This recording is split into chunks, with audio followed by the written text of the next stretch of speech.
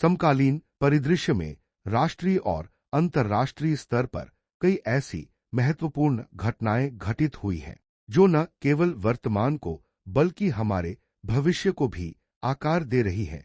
इन घटनाओं का दायरा मानवाधिकार, न्यायपालिका की सक्रियता, शिक्षा, अर्थव्यवस्था के विनियमन और महत्वपूर्ण जनसांख्यिकी डेमोग्राफिक बदलावों तक फैला हुआ है। यूएन ने इजरायल को सेक्सुअल वायलेंस ब्लैकलिस्ट में डाला। संयुक्त राष्ट्र यूएन द्वारा इजरायल को संघर्ष क्षेत्रों में बच्चों के खिलाफ अपराध और यौन हिंसा से जुड़ी ब्लैकलिस्ट में डालना एक असाधारण और ऐतिहासिक कदम है। यह निर्णय अंतर्राष्ट्रीय मानवाधिकार और युद्ध अपराधों के संदर्भ में अत्यंत महत्वपूर्ण है।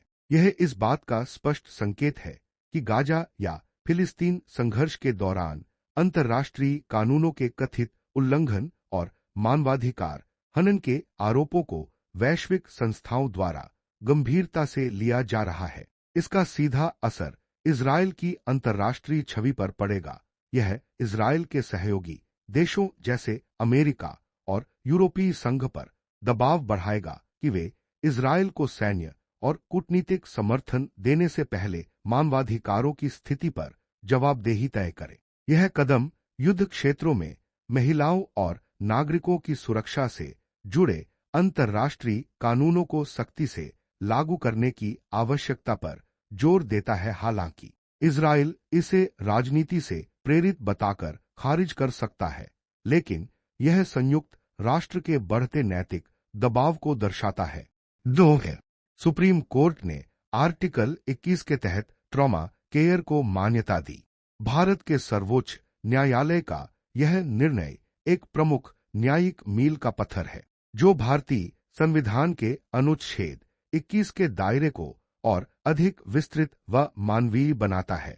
ट्रॉमा केयर को मौलिक अधिकार का हिस्सा मानने का अर्थ है कि कोई भी अस्पताल, चाहे वह सरकारी हो या निजी, किसी दुर्घटना या आपातकालीन स्थिति में मरीज को इलाज से इनकार नहीं कर सकता। भारत में हर साल सड़क दुर्घटनाओं में लाखों जानें सिर्फ इसलिए जाती हैं क्योंकि उन्हें शुरुआती 1 घंटे में सही इलाज नहीं मिल पाता। इस फैसले से जीवन रक्षा की दर में उल्लेखनीय सुधार होगा। यह निर्णय केंद्र और राज्य सरकारों पर यह संवैधानिक बाध्यता डालता है कि वे राष्ट्रीय राजमार्गों और ग्रामीण क्षेत्रों में ट्रॉमा सेंटर्स का एक मजबूत नेटवर्क तैयार करें। स्वास्थ्य अब केवल एक सेवा नहीं, बल्कि एक लागू करने योग्य अधिकार बन गया है। 2 भारतीय पीसकीपर्स को यूएन सम्मान। हेड कांस्टेबल शिशुपाल सिंह सीमा सुरक्षा बल, हेड कांस्टेबल सांवला राम विश्नोई सीमा सुरक्षा बल।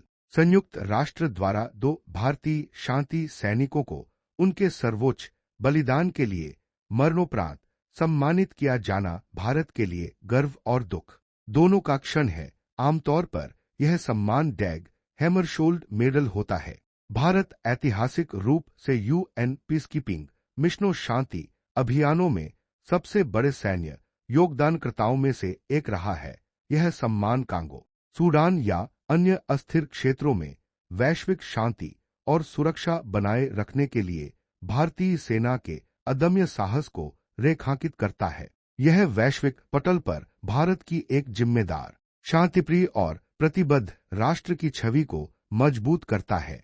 संयुक्त राष्ट्र सुरक्षा परिषद अंस्क में स्थायी सदस्यता के लिए भारत की जो लंबी दावेदारी है, उसे इस तरह के बलिदान और सम्मान से मजबूत नैतिक और जमीनी आधार मिलता है। विश्व समुदाय यह देखता है कि भारत वैश्विक शांति के लिए वास्तविक कीमत चुका रहा है। सिक्किम भारत का 5वां पूरी तरह से साक्षर राज्य बन गया। पूर्वोत्तर राज्य सिक्किम का भारत का 5वां पूर्ण साक्षर राज्य केरल, मिजोरम, त्रिपुरा और गोवा के बाद बनना देश के मानव संसाधन विकास के लिए एक बड़ी सफलता है। सिक्किम ने यह उपलब्धि सर्व शिक्षा अभियान के प्रभावी क्रियान्वयन, स्थानीय स्तर पर समुदाय की भागीदारी और राज्य सरकार की मजबूत राजनीतिक इच्छाशक्ति के माध्यम से हासिल की है। एक पहाड़ी राज्य होने के कारण यहाँ स्कूलों तक पहुंच और इंफ्रास्ट्रक्चर की चुनौतियां मैदानी इलाकों से कहीं अधिक हैं। इसके बावजूद 100% साक्षरता प्राप्त करना अन्य चुनौतीपूर्ण और पिछड़े राज्यों के लिए एक बेहतरीन केस स्टडी है। साक्षरता दर में वृद्धि से सिक्किम के मानव विकास सूचकांक एचडीआई में सीधा सुधार होगा। इससे स्वास्थ्य के प्रति जागरूकता बढ़ेगी, प्रति व्यक्ति आय में इजाफा होगा और महिला सशक्तिकरण को नई दिशा मिलेगी। सुप्रीम कोर्ट ने ऑनलाइन गेमिंग पर 28% जीएसटी को सही ठहराया। सुप्रीम कोर्ट द्वारा ऑनलाइन गेमिंग कंपनियों पर 28% वस्तु एवं सेवा कर लगाने के फैसले को वैध ठहराना भारतीय डिजिटल अर्थव्यवस्था के लिए एक बड़ा विनियामक कदम है। कोर्ट ने सरकार के इस रुख का समर्थन किया है कि सट्टेबाजी और जुए के तत्वों वाले ऑनलाइन गेम्स पर 28% का उच्चतम स्लैब लागू होना चाहिए। गेमिंग कंपनियों का तर्क था कि यह कौशल का खेल है, किस्मत का खेल नहीं, और इस टैक्स से उद्योग तबाह हो जाएगा। लेकिन कोर्ट ने राजस्व विभाग की कार्यवाही को हरी झंडी दे दी।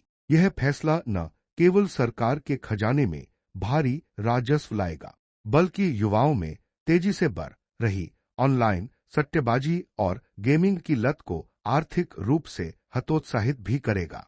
हालांकि इस फैसले से ऑनलाइन गेमिंग स्टार्टअप्स और विदेशी निवेश को अल्पकालिक झटका लगेगा, लेकिन लंबी अवधि में यह इस सेक्टर में स्पष्ट नियम और स्थिरता लाएगा। भारत का टोटल फर्टिलिटी रेट। भारत की कुल प्रजनन दर का 2:1 के रिप्लेसमेंट लेवल से नीचे आना भारत के इतिहास का एक युगांतरकारी जनसांख्यिकी बदलाव है। रिप्लेसमेंट लेवल का अर्थ है कि एक पीढ़ी खुद को पूरी तरह से प्रतिस्थापित करने के लिए पर्याप्त बच्चे पैदा कर रही है। तेफा के 2 या उससे कम होने का अर्थ है कि भारत की जनसंख्या अब तेजी से नहीं बढ़ रही है और आने वाले कुछ दशकों में यह स्थिर हो जाएगी और फिर घटने लगेगी। यह जनसंख्या विस्फोट की उन सभी चिंताओं को खारिज करता है जो दशकों से विकास के रास्ते का रोड़ा मानी जाती थी।